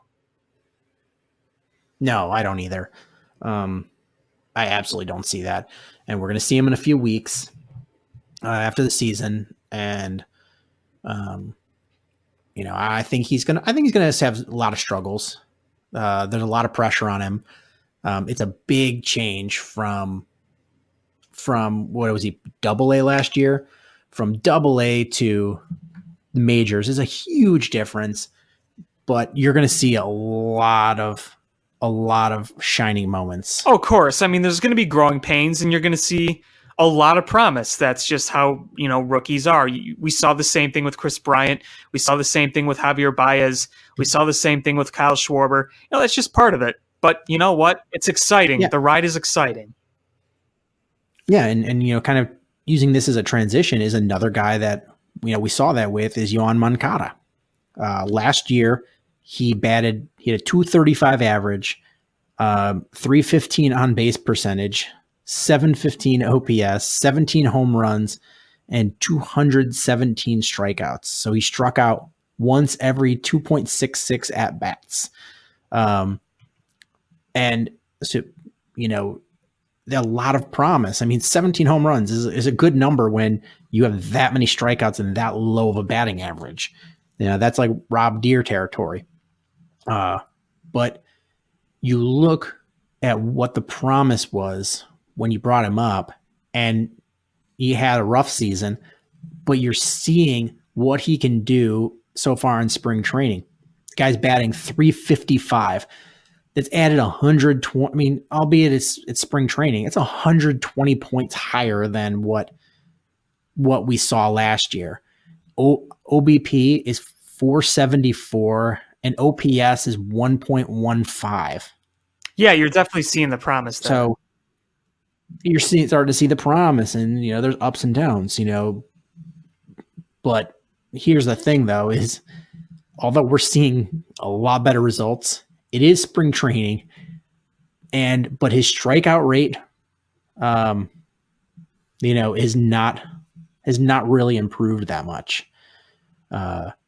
He was last year strikeout every 2.66 at bats. Now it's 2.82. So he's still striking out awful lot at a high rate. So that begs the question is, what do you think? What do you think at the end of this season, Yoan Moncada's numbers are going to be? If I'm looking optimistically, I'm looking at a batting average of around. This is if he takes a really big leap, and I actually think he can. So I'm going to say average about 270, on base around 350. Let's go 23, 24 home runs. You'll still see a lot of strikeouts, but the overall across the board, the numbers are going to improve a lot. Yeah, I think you're not going to see that much of an improvement in the strikeouts. So you're going to see a tick improvement. I'm with you that you're going to see a fairly big jump in the batting average. Not as much as you had. I was going like 265. Yeah, 270 may be a big jump, but I think at least 260 is very possible. Yeah, I think like 260, 265 is what you're going to see. But you're going to see a big bump up in his on base percentage, I think. Yep. And I honestly think you're going to see 26, 27 home runs. I think that's fair. I think it's going to be a big jump for him. You're still not going to see what you really hope to see with him. But I feel like, especially once you bring Eloy up, it's going to be a boost for him. And, you're going to see a nice step forward. If I had a trajectory for Moncada, I would see a very Javi Baez one, because it's two guys that had a lot of promise that were not drafted by this regime. And one, it was a change of regime, and the other one was in a trade. Big strikeout guys. And I think it's going to be a couple years before you see that huge jump for Yoan Moncada like you had with Baez this year. But you're gonna see it. You're gonna see it steadily. The strikeouts drop. He's still always going to be a strikeout guy. That's you never get rid of that fully, but you're going to see them drop precipitously, and you're going to see, you're going to see that batting average climb. You're going to see the power numbers climb and the on base percentage climb. Absolutely.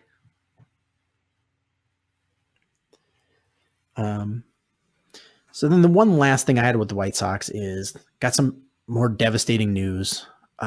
Dane Dunning being shut down. I did not hear that. When did that happen? It was earlier this week. He's meeting with Dr. James Andrews. The quote was, "Everything is on the table, including Tommy John surgery." That is rough. So that's kind of brutal. He was ranked, he'd taken a big jump as far as the top 100 players in the minors. Somebody that the White Sox were really looking forward to having some, great growth. And this is a big setback. Yeah, because he's one of those top pitching prospects. I know it's Tommy John is not. I mean, when I was a kid, you heard Tommy John surgery, and it was like, oh, career done. And it's not that way anymore. We talked about it, a bunch of times, and you can see a bump in productivity from guys after Tommy John surgery, the first one. But it's at his age, losing a calendar year of pitching. That really hurts. It's one thing if you've already in the majors and you've kind of mapped out where you are. This is a young guy that's still trying to, there's a lot of promise, but still has a lot of growth left to go before he's ready to be a quality major league pitcher. And he was on the right path, and then this really sucks. Yeah, so hopefully everything can work out for him, but it's definitely a sad setback for now. So I got scared I was trying to bring up the article to see when it was, and there was another article from last year where he got shut down, and I was like, "What? Did I go to an old article?" No, this is from 3 days ago. Renewed discomfort while working through a throwing program. He's being shut down, and he's slated to meet with Dr. James Andrews this week. And Rick Hahn was candid about the ominous nature of the injury. His quote, "Everything is on the table, including potential Tommy John surgery." Yeah. It's brutal. Should Dane Dunning require Tommy John surgery, he'd be the second of the White Sox top-rated arms to sit out the 2019 campaign while rehabbing a UCL replacement. Righty Michael Kopech underwent the same operation late in the 2018 campaign and won't be back on the mound for the organization until the 2020 season. Yeah, because him and Kopech. Yep. So 2. Now you just like you want to wrap Dylan Cease in bubble wrap. Yep. So let's bring this home with a little Cubs talk. Let's do it. What do you want to talk about first? Well, I've talked about it a lot, so I just want to get this topic over with now. Boy, this bullpen is looking pretty shaky with all these injuries. Yeah. I mean, I think we dodged a bullet with the Strop injury. I think it could have been a lot worse. But still worries me, though. Hamstring issues can be tricky. They do linger. And I hope that they, what would be nice is if, maybe there was a really good option on the free agent market that you could bring in that could bolster your back end of your rotation to give Strop and Morrow all the time that they need to heal so they're 100% so you don't have lingering issues all year. And then you ride this potential magic free agent that's on the market until you're fully healthy. And wouldn't that be awesome if there was an option like that in free agency at this point? Yeah, I wonder who's out there. Yeah, I don't really have anybody in mind per se. I got it. His name is Mabe Kimbrel. Yeah, I think that's him. Yeah, I think he might. That's him. I think he might work. Because I don't think Craig Kimbrel is available. Wait, it says FA next to his name still. Huh. Yeah, I mean, he's just sitting there with no team. Yeah, I mean, that's always the option right there. And I'm not saying, you need to sign him, but I'm just saying is if the organizational philosophy is now shifted to all games matter and playing with a sense of urgency, maybe you go, oh, our top 2 closer options are not going to be available at the start of the season. Maybe we should go and get somebody that can close a game out. Let's look at the bullpen right now. You go up and down. Morrow is hurt. He's not going to be ready for opening day. Optimistic about Strop, but again, hamstring issues can be tricky, so you're cautiously optimistic about him. We're having problems with Xavier Cedeno, a lefty we signed. Doesn't look like he's going to be ready for opening day. He's got wrist issues. Mike Montgomery has had some shoulder issues. I think those highlight the big ones there. So, opening day, you're going to have Steve Cishek. You're going to have Carl Edwards Jr. Oh, and let's not forget Brad Brock and his mono. So there's an issue right there. He says that the drop in velocity is normal for him, but mono is a very, very weird, tricky disease, and you worry about how he's going to be. Who is he making out with? It's the kissing disease. Is that what mono is? I mean, that's what it used to be called back in the day. It was the kissing disease. Really? Because I've always known it as mono. It was just a nickname because it's easily communicable. So like a lot of times people would get it and then give it to their boyfriend or girlfriend and then kind of pass it on that way. So it was always referred to as the kissing disease. But yeah, I think that's gone, with the rise of real STDs, I think it's kind of taking a back seat, but I'm old. That's true. You are. And Brock was kind of the guy that you could bring in and be like, okay, maybe he could fill in as a closer for the time being because he's been a closer before, but you worry about him. I mean, he's going to be ready to go for opening day so far, but you do worry about that a little bit. Who do you trust most in that bullpen? Right now, I would say it's Steve Cishek. Obviously, a fully healthy Pedro Strop you trust with your life, but I mean, Carl Edwards Jr. has the great stuff, and he's making adjustments, but until he proves he can be consistently better with command, I'm not so sure I want him closing games. Who is this? I'm sorry. Carl Edwards Jr. Oh yeah. He's looked all right in spring training. Numbers look good, but it's, we've all known the consistency struggles that he's had. And you know how good he can be. And there are times when he goes out there and he makes hitters look like they've never swung a bat before. But you can tell a few pitches in what kind of stuff he has. Because if he throws the first two pitches way outside, you all go, uh-oh, here's bad Carl. You don't want that if it's a closer. No, you don't. You don't want that. You want a lockdown closer, somebody that comes in and is just like, all right, it's over. We don't have to worry. I'm tired of worrying about like the last inning.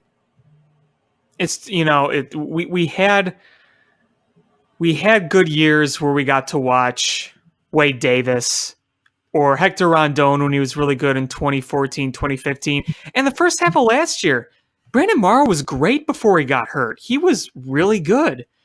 But ever since he got hurt, you sit there and say, okay, are we going to do this by committee? Are we giving it full time to Pedro Strop? Who's it going to be? I think the big question we all want to know right now is, if you're a Cubs fan, what's Rod Beck up to? Well, he's kind of dead. Yeah, you didn't know that? It's actually a really sad story. Is he? He's been dead for a while. No. Yeah. How did you not know that? Rod Beck is the man. The shooter's dead? How did I not know that? He died in 2007. I know. I loved Rod Beck. Holy crap. Yeah. Holy cow. How did I miss that? I love the shooter. OD, unfortunately. He died from? He wasn't old. He was 38. I'm older than that. Oh, goodness gracious. Man. I mean, he was a guy that you either just like were so excited to see come to the mound, or you just got really nervous because it could be either one. I mean, in his prime, Rod Beck was really good. He had several all-star seasons, a lot of them with the Giants, but in 98, he came on, he got 51 saves that year, 3.02 ERA. He closed out that wild card game against the Giants. And then the next year struggled really mightily because I think it was the 80 innings he was put in to save situations and his arm was just dead. But Shooter was a good pitcher. Yeah, those years with the Giants and the Cubs. Woo.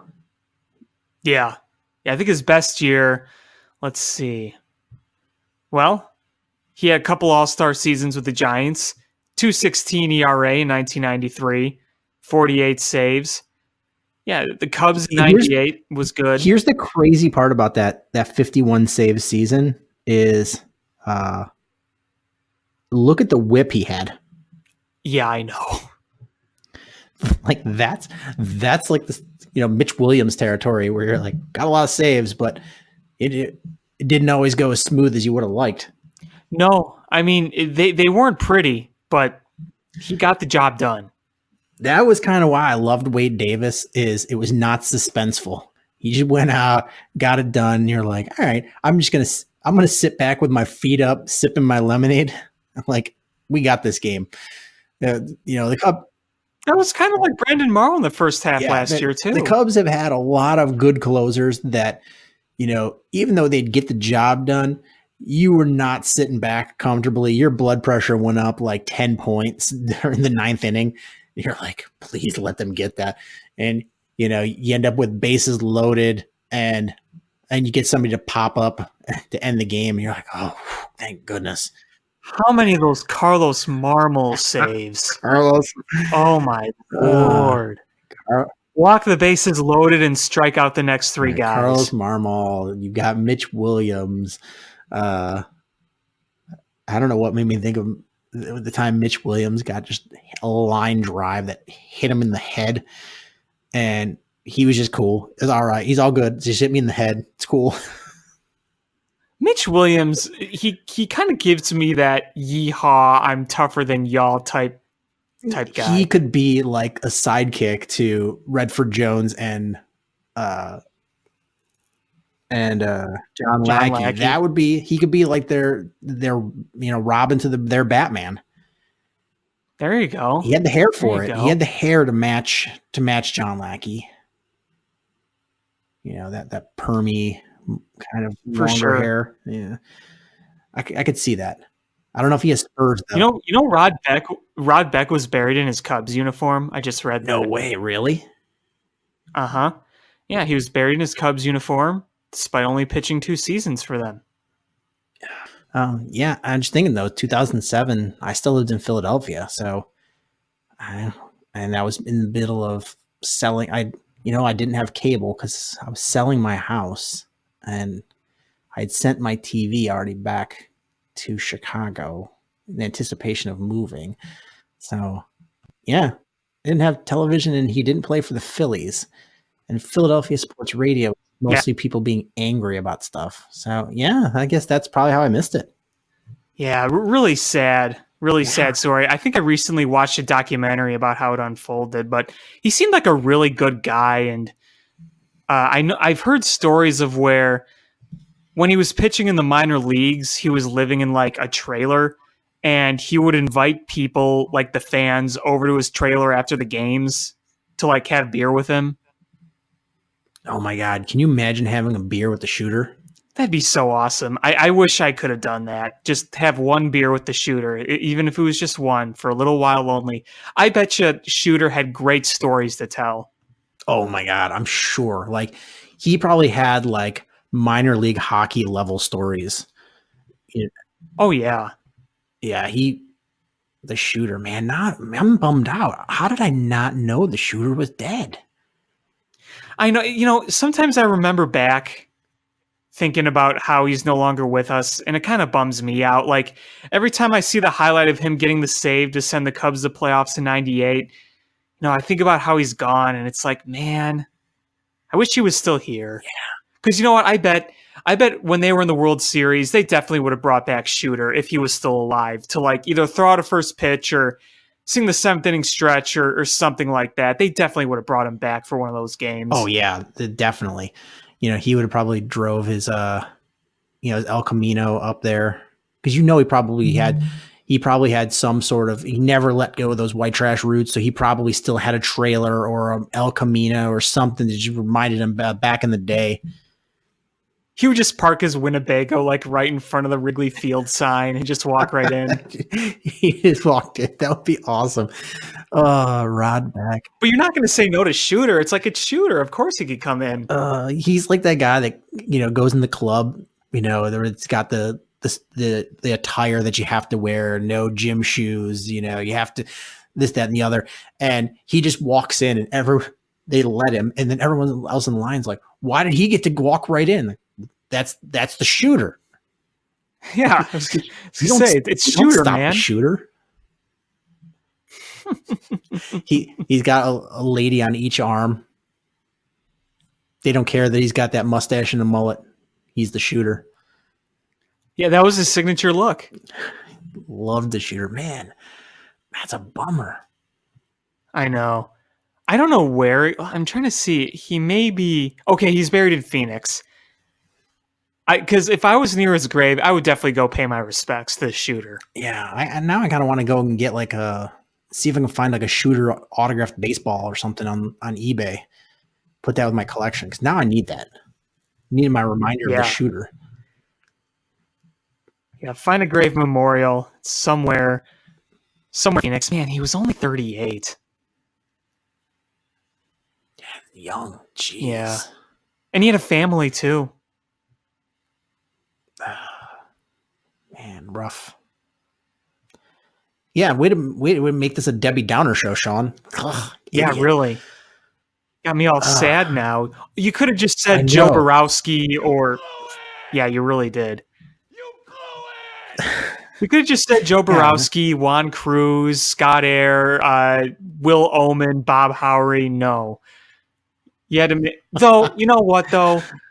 It's good to pour one out for the old Shooter. It's a nice little Shooter tribute section on the show. I think we needed that. And I've said before, I think they should rename the Cubs bullpens after Shooter, the Rod Beck Memorial Bullpen.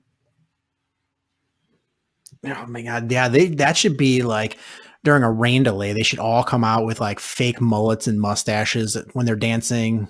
Everyone, before you go on the mound, you have to chug a beer. Oh my goodness. You know how awesome there's got to be rules against that, but like there should be like Shooter Day where like, it's cool. Whatever they do, it's cool. You know, you put a keg at first base, like softball Yeah, league. exactly. When normally there's a mound visit because you're struggling a little bit. It's a mound visit because they want to bring him a beer and a shot. Exactly. Do everything you... Like you look like you need this. All bullpen pitchers have to sleep in a trailer the night before. It's parked in the outfield. And all their jerseys just have Beck on the back. Beck 47. You know how awesome that would be. Yeah, I need to go to Cubs marketing and be like, yo, we got to have Rod Beck Day at Wrigley Field. Yeah, can we get his number on the hats all season? Dang right. That would be an awesome marketing move. It would be. And people would like it. People loved Shooter. Who didn't? Who did love the Shooter? Seriously. He was impossible not to like. Because he was one of us. He was a regular guy. And he showed that by having fans over to his trailer and having beers with them. I mean, how cool is that? I'm just picturing if he played under Joe Madden and when they had like pajama day when they were going and he just showed up in his underwear and he's like, this is how I sleep. he's got a hat with 2 beers in it and the straws to his mouth and it isn't tidy whities. He's like, this is how I go to bed.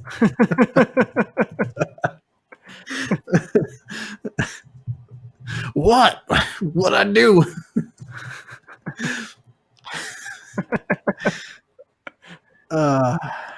You say if you look sexy, wear it. That's what I'm doing.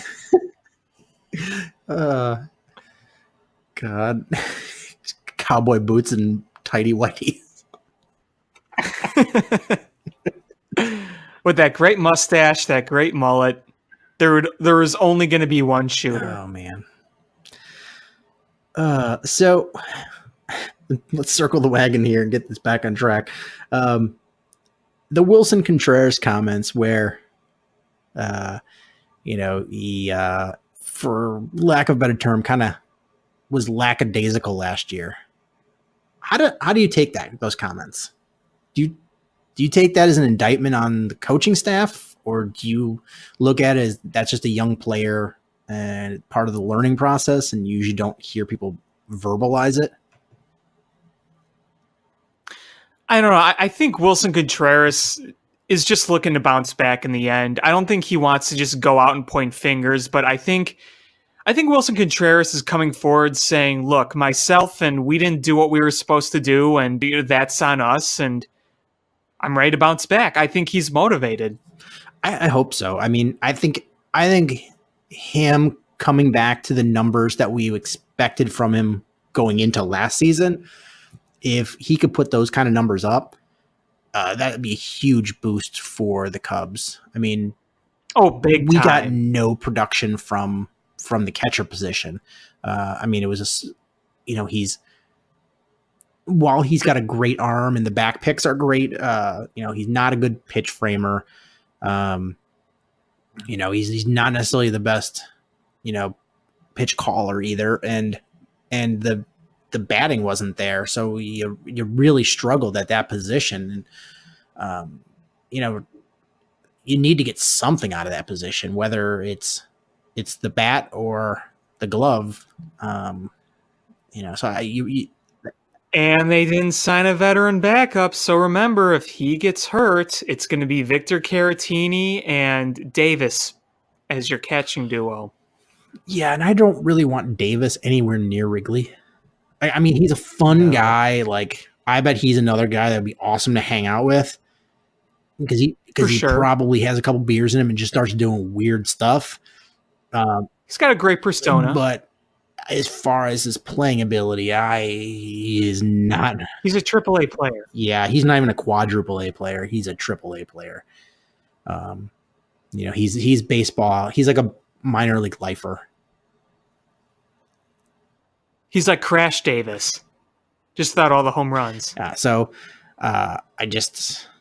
You really need to see a bounce back from Wilson Contreras. I think that's going to be one of the keys to this Cubs season being the success, or I don't know, whatever we saw last year, where in any other regime of the Cubs, you'd probably been like, oh my God, this was such a good year. But we've kind of got a taste of winning and we like it. Yeah, and remember, he was an all-star, and he was putting up some really good numbers, even though the power was a little bit down. But, boy, that second half was just brutal. Yeah. That was one of the worst second halves I've ever seen, and I still think part of it was physical fatigue, because he played a lot. Didn't he also have a hammy at one point? That was last year. That was the year before. But okay. You can't help but wonder if there are any lingering effects. I don't know. I mean, it's a physically demanding position. It is. And, that's another reason I kind of wanted a veteran backup to relieve him a little bit, because, look, right now, you're going to have, if you want to give him more time off, you're going to have to rely on Victor Caratini improving a bit, and I don't know if that's going to happen. So, yeah. I wanted the Cubs to be in a position where Victor Caratini was a luxury, that if something really bad happened, you had him in Iowa to come up, if something catastrophic happened. But you didn't need him, if everything went according to plan. That's the kind of the position I wanted him in, because I don't think Caratini's a bad player. It's just he's not a good player. The problem with him is that he was a big-time prospect coming in. I mean, obviously not like a huge one, but he was a notable prospect, and he didn't get to have even playing time to develop in the majors because Wilson Contreras was blocking him. I feel like if he was shipped off to some rebuilding team where he could play almost every day, he would develop into a good player. But he just, I don't know, Caratini, just to develop, it wasn't the right fit here. Even if he is still here, that's kind of how I feel. He kind of got screwed a little bit. But, the fact of the matter is, he hasn't hit very well in the majors. I will give him credit. His defense behind the plate and his chemistry behind the plate looked a little better towards the end of last year, but we need to see that really improve consistently for when he does play this coming season. I think he's got a good eye at the plate too, like batting. He does. He doesn't chase a lot of bad balls. He just doesn't hit the ball particularly hard. Yeah. And that's a lot of ground outs. Yeah. And that's the thing is, you're not going to, he doesn't have the power. He's not going to, he's not going to hit for high average, not chasing pitches. That's all fine and good if you can hit the ball that, you're forcing the pitcher to throw. When you force him to throw a strike or walk you, if you're not going to make him pay for throwing it, in the heart of the plate, then what's he got to be afraid of? Right. So that's the thing with Schwarber. Schwarber's got a good eye too, and he lays off good pitches. But you put one in the zone, and he's gonna park it 2 counties away, make you pay for it, and you're not going to see that with Caratini. And right, he was never a power hitter at any level. Yeah, you saw improvement behind the plate, but he's not at the level where he's good enough defensively where you're like, I'm fine. I'm fine with him being the backup. Sure. You hit the nail on the head where a veteran backup would have been a huge signing for little money. Sure. And they couldn't get that done. And I think that's going to be something that hangs over this team all season long. I agree. You could have gotten Rene Rivera back for nothing, and he fit in very well when he was here in 2017. I really wanted I really liked him. Me too. I thought that was a great roster position there. Absolutely. And I wanted Martin Maldonado. I kept saying I wanted Martin Maldonado. The one thing I will say, though, is that I think he wanted to be a starter. So he went to Kansas City because Perez got hurt. So maybe that was a bit of a problem there. But there's certainly no excuse for not being able to afford a guy like him. I mean, they did. I mean, they've offered similar money to him and the McCann. They've offered the ballpark money. It's for whatever reason, one guy chose to go back to a place he knew. The other guy chased more playing time. And those are, how do you compete with those unless you way overpay for a guy? Yeah, that's why, even if you could have just gotten a Rene Rivera, that would have been nice because you knew he would have been cheap. Those are the things that happen, and I think you just hope that doesn't come to be a hindrance for this team. But, and honestly, if we're at the point where worrying about the backup catcher is what we're talking about, then those are like first world problems. Yeah, I'm definitely more concerned about the bullpen than the catcher. I mean, I think the bullpen is the biggest area of concern by far. Wouldn't you agree?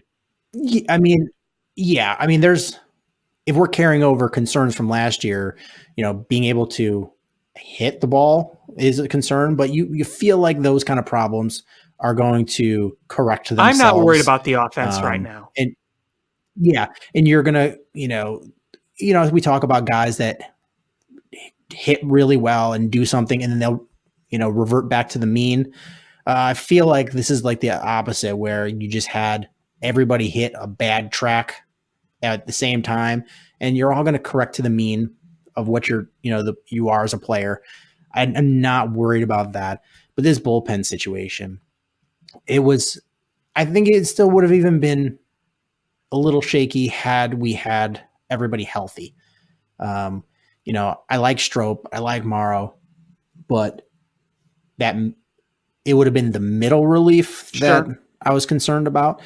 But now we're at the point where I'm concerned about the middle of the bullpen, those middle innings, and with injuries, I don't know who's closing it.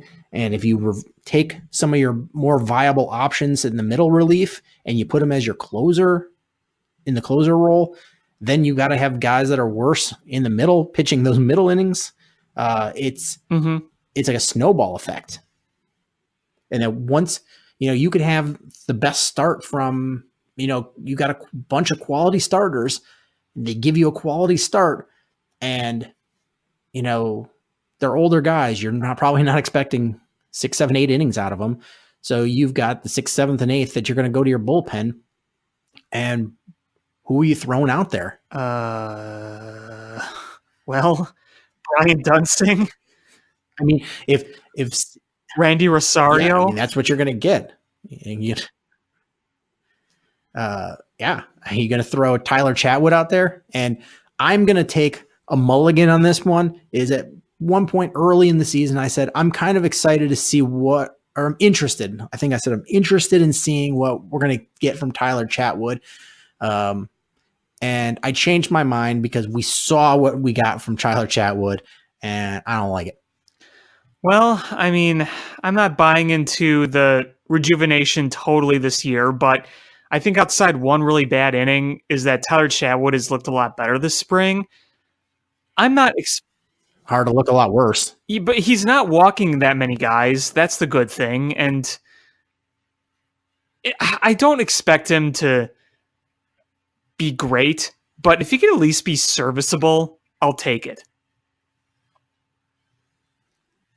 We're never going to get what did we spend $11 million on him a year? 13? Yeah, I don't think we're going to get that. We're never going to get that. That's chalk that one up in the loss column. And if we do, I will buy him a drink or 2 or 3. Yeah, and he's a guy that even if you trade him, you're getting nothing back at all, or you're going to have to eat all of his salary. Right. So that's a toughie to swallow. And is he a bullpen guy now?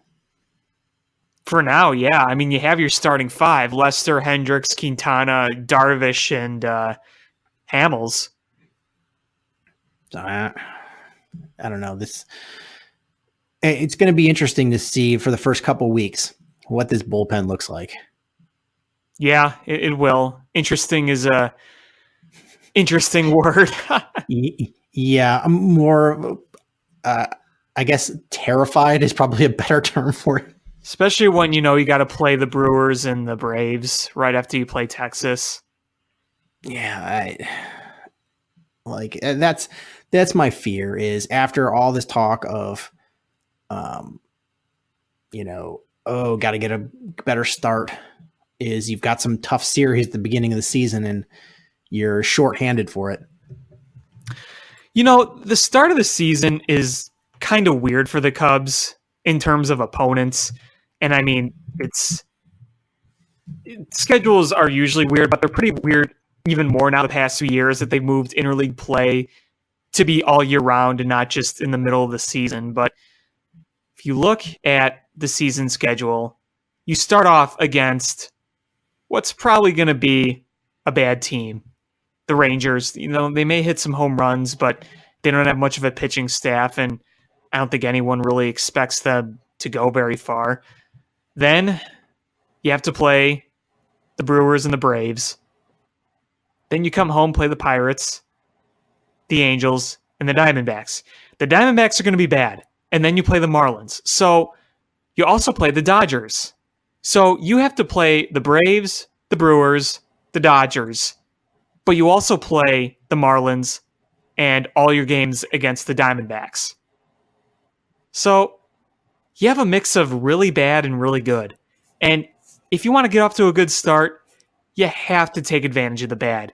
You have to take 2 or 3 each time against the Braves because they're 2-3 game sets. You got to sweep the Marlins, man. That Marlins team is awful.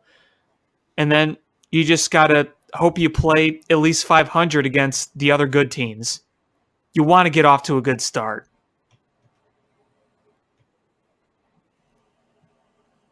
And I think winning a series against the Brewers, especially in Milwaukee, that's really going to set the tone.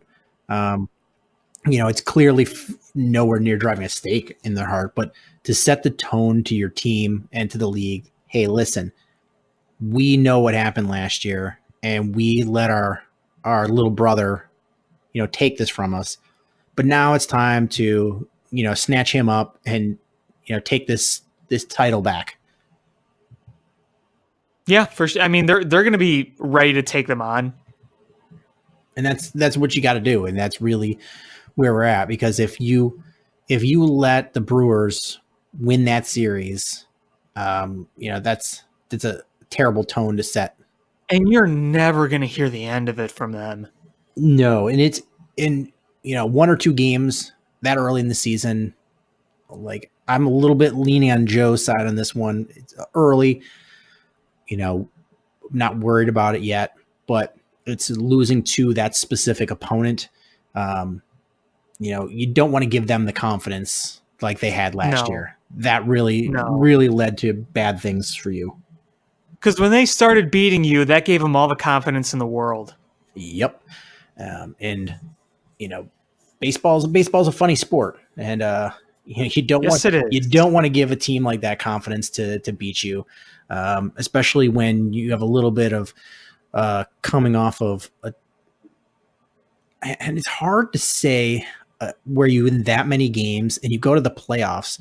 It's really hard to call that a bad season, but based on the talent you have and the expectations that you've set, it was a bad season.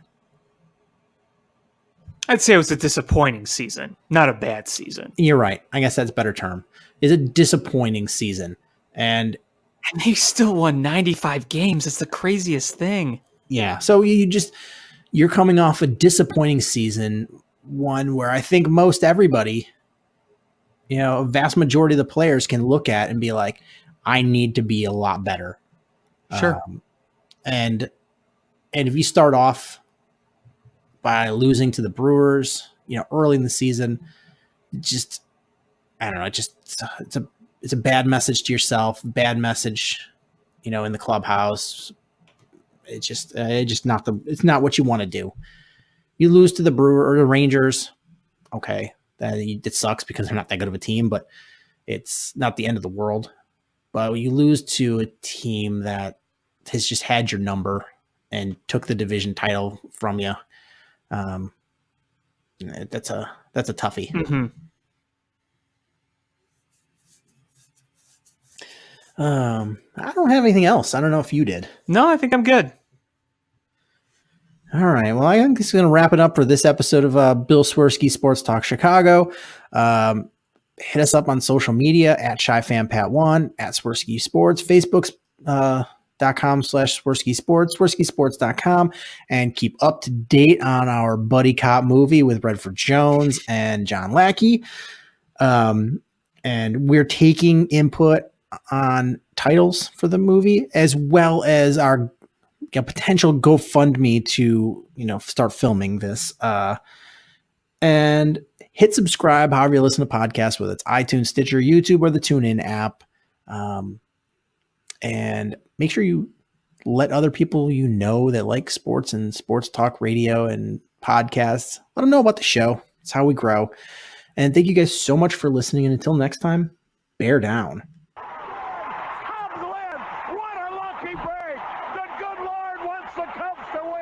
We thank Ditka and God for all they have provided.